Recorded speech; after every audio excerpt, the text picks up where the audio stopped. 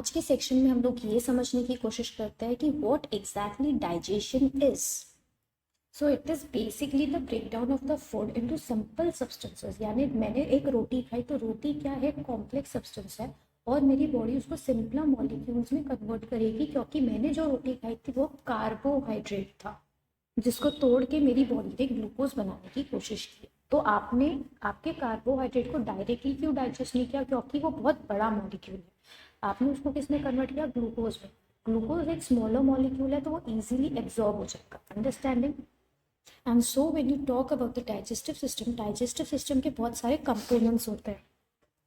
तो सबसे पहले क्या आएगा, माउथ आएगा। अब माउथ में क्या हो रहा है guys, mechanical breakdown of food हो रहा है। मैकेनिकल ब्रेकडाउन का मतलब होता है आप च्यूइंग कर रहे हो, आप बाइटिंग कर रहे हो, आप टीयरिंग कर रहे हो, जिससे आप बड़े पार्टिकल्स को छोटे पार्टिकल्स में कन्वर्ट कर रहे हो। एक बार मेरा खाना छोटे पार्टिकल्स में डिवाइड हो गया, now you will swallow it to move it into the oesophagus. अब आपका जो ईसोफेगस है वो एक पाइप लाइक स्ट्रक्चर है, करेक्ट, जो कि पेरिस्टाल्टिक मूवमेंट करेगा, which is your alternative contraction and relaxation. So ये पेरिस्टाल्सिस के कारण, which is your alternative contraction and relaxation, क्या होने वाला है, जो आपका फूड है वो इजीली आपके स्टमक में पहुंचेगा।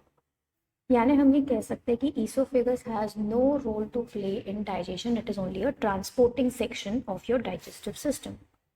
अब जो है खाना वो आपके स्टमक में आ गया। अब स्टमक में ये खाना कम से कम 3 से 4 घंटे तक रहेगा और इस पे HCl and different juices will act with the enzymes.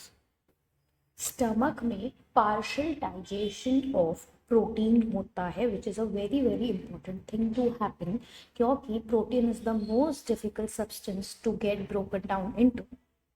Now, after 3 to 4 hours into the stomach, the food will now move into the small intestine.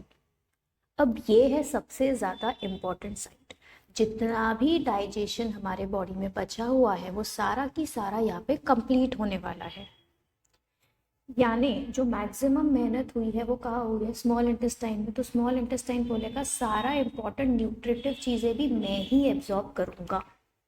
So all the nutrition is absorb here. यानी हमने large intestine के लिए क्या छोड़ा, सिर्फ हमारा waste and water.